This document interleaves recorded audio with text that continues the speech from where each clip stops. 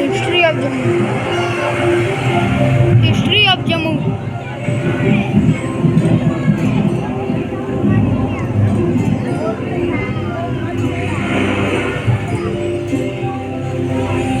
बरसों नहीं, सदियों नहीं, युगों पहले की बात है। जिस जगह आप आज मौजूद है, जहाँ खूबसूरत शहर जम्मू बसा हुआ है और जहाँ आज बागी बागों का यह किला शान से तना खड़ा है, तब यहाँ ये सब कोई नहीं थे। यहाँ थी तो बस हरी भरी पहाड़ियाँ और मैं यानी सूर्यपुत्री। कौन सूर्यपुत्री? वही जिसे आप सब तवी नदी के नाम से जानते हैं।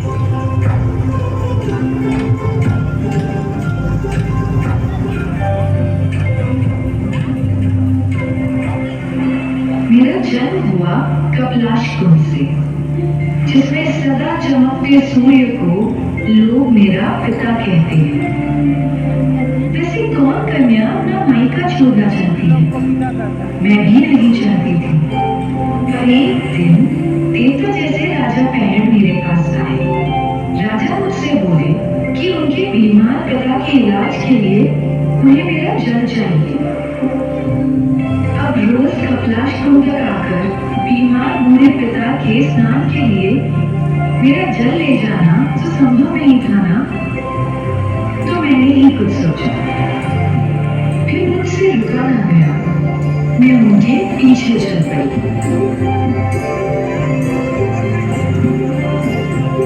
अच्छा करने वालों के साथ अच्छा ही होता है। इसी बहाने मुझे यह सुंदर जगह देखने को मिली और रास्ते में चिमेनी में मेरी मुलाकात सुध महादेव से भी हो गई।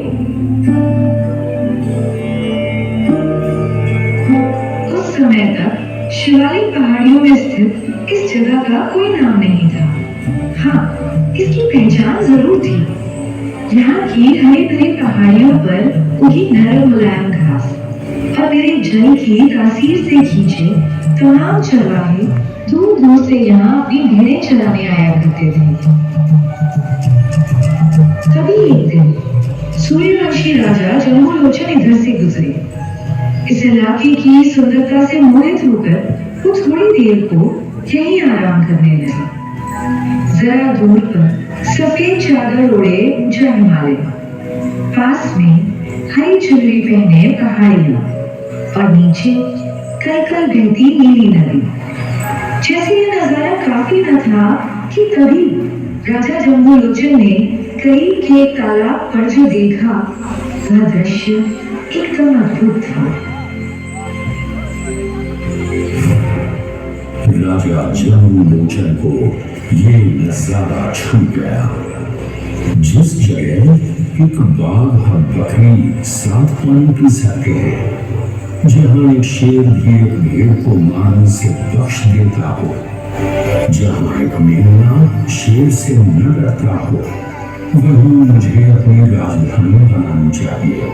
तभी तो इस प्रदेश के हर निवासी को बराबर का इंसाफ, बराबर की हिस्सेदारी और बराबर का दर्जा मिल सकेगा।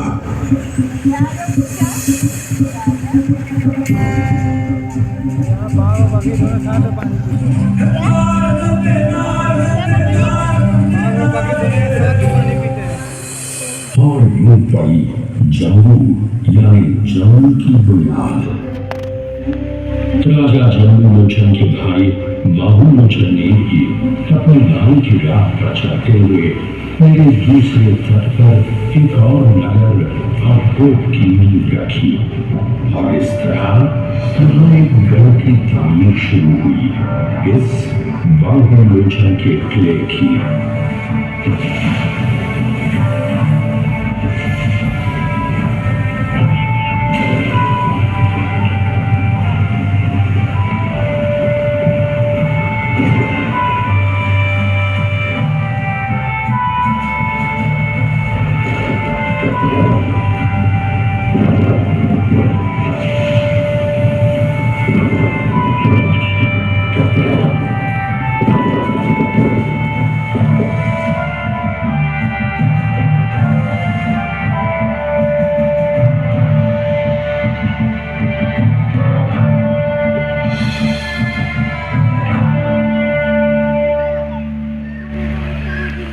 धीरे धीरे जम्मू का नाम और इसके प्यार का संदेश दूर दूर तक फैलने लगा।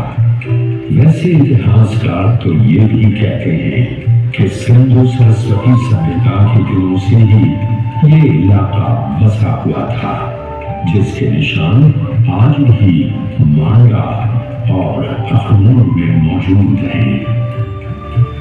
धीरे धीरे यहाँ सनातन धर्म की निशानदेही करने वाले शैव, वैष्णव और शक्ति मतों के मंदिर मठ भी इस स्थान की प्राकृतिक खूबसूरती में चार चांद लगाने लगे।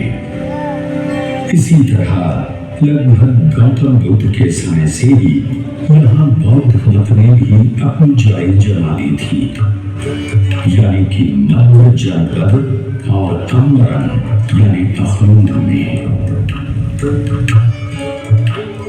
कालांतर में राजपूत, ठक्कर और राणा वंश के शासकों के हाथों इस क्षेत्र में अमन, चैन, शांति का ऐसा दौर आया कि दूर दूर से आए व्यापारियों के कारवां और सैलानियों के झुंड यहाँ की वस्तुओं, कलाओं और शहरत को चारों दिशाओं में फैलाने लगे।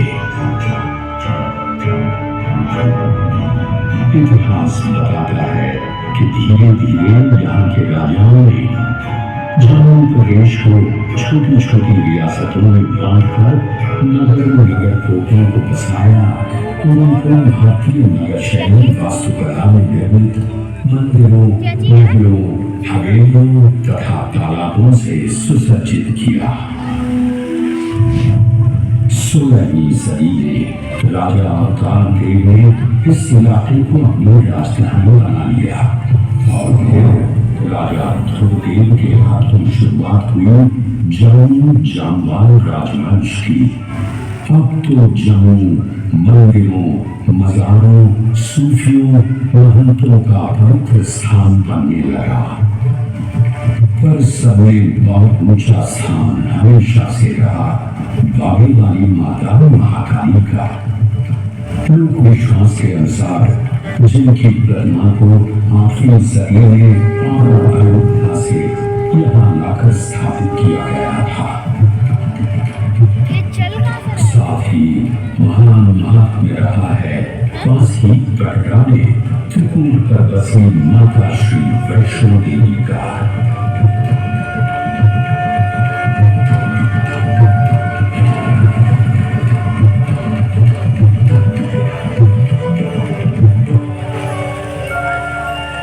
मुगलों ने जब सारे हिंदुस्तान को अपनी सल्तनत का हिस्सा बनाया तो भी जम्मू को मुगलों के संरक्षण में ही रहने दिया गया।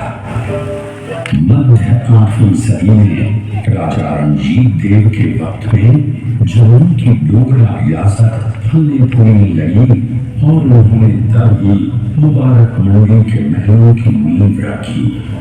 राजा रणजीत देव ने आसपास की 22 रियासतों को जोड़कर एक मजबूत राज्य स्थापित किया और जम्मू शहर दारुल अमन या शांति स्थान कहलाने लगा।